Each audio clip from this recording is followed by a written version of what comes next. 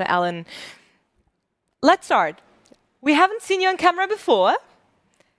You're here. Exactly. You're our lovely guest of today, and I'm really happy to have like a physical guest in our studio because it is slowly starting. We're trying to, of course, we have to, of course, keep a track of the measurements and everything due to the pandemic and the COVID situation. But that's why I'm extra happy to actually have a guest with us in the studio. So, Allan, first of all, tell us a bit more about yourself. What are you doing? Why are you here? Yes, so I got invited by you lovely people, thank you. And I work as a game designer, and I started my own company last year, which is called Twin Drums. And we're working on a game called the Wagadu Chronicles, as you said, which is an online MMO, an indie game focused on African mythologies. And something peculiar as well of this online game is that we focus on role-playing. So if you know Dungeons and Dragons and kind of the interaction you have around the table, we are recreating this in a virtual world online. So you can log online in this world inspired by African fantasy and then act out your character. What means African fantasy? That's a great question, and we want to answer this and show it to the world because currently fantasy is very focused on the West. Maybe you have a bit of East Asia, but you don't see many other cultures. And especially Africa is such a large continent with so many cultures. It has a lot to offer, mythology-wise. And so, I had this thought a couple of years ago, why not make a game based on this, like really focuses on African mythology.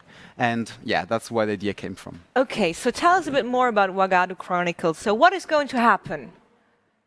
So when you go into the game, there's other players. So it's a sandbox game. And basically, we're creating a space where you can make things happen with other people. Okay. So there will be things that you can meet spirits and ancestors and go on missions, even create your own village.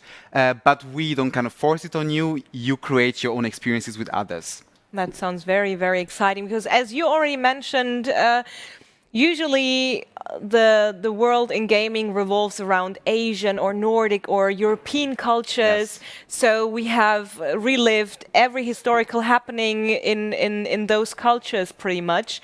And we haven't touched a huge treasure. Am I right? Yes. Yes, I agree. There's historical reasons why Europe was kind of the focus on the fore, but I think now, especially in these last weeks, which of course is unexpected, but I think we all realize how important it is to celebrate all cultures, and therefore African and Black cultures as well. And we've been working on this for a while, and we're really happy that people are more curious and asking more about this. And what better option than, for me as a game designer, presenting this as a video game, something that's really engaging, and role-playing games, so where you get to really get immersed in the beauty, the aesthetics, and everything of this world. Absolutely, and it is, as already mentioned, a huge treasure that hasn't been lifted yet, because the African cultures have so many legends, so much history that hasn't been touched at all. So that's why we asked you to actually bring us your 3 favorite legends. Yes. So I would kindly ask you to start with the first one. Yes. So that was a hard one because there's just so many things, such a big continent, so many cultures. But I picked as the first one the story of Sundiata Keita. He's the first, him. This is a very cool depiction I found on the internet. And he was basically a King Arthur of West Africa in Mali. And, we know very well stories like King Arthur from, Britain, but we don't know Sundiata. And I think what's interesting is that he wasn't just like a king that kind of grew and made an empire, but he started as a crippled, as a disabled person, had issues in the family, had to fight his way, flee with his mom, fight his way through to success, and then become an emperor. So I think that it's really cool that one of the biggest stories of a King Arthur, a king is from a disabled person.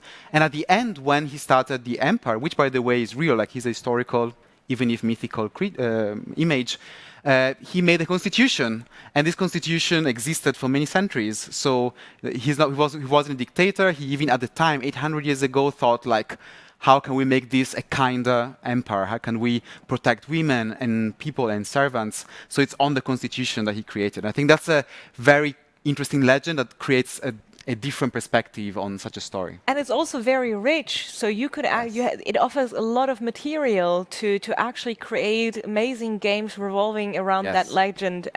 But we're not done just yet. We have a second legend at hand as well. So it is about the Orisha, pantheon of the Yoruba.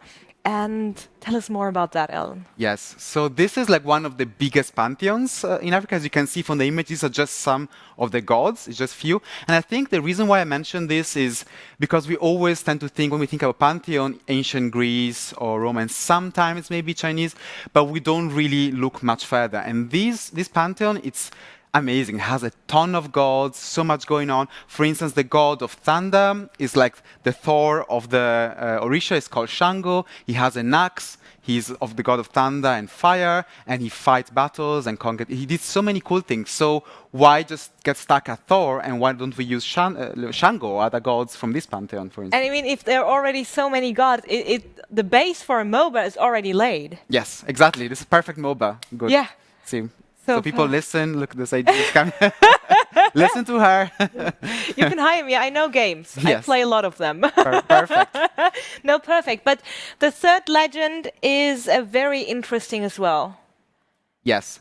And for the third legend, like I took like aesthetics and mythos of the Maasai people. So we often know them from media, photography, like these beautiful red clothes, robes, and jewelry.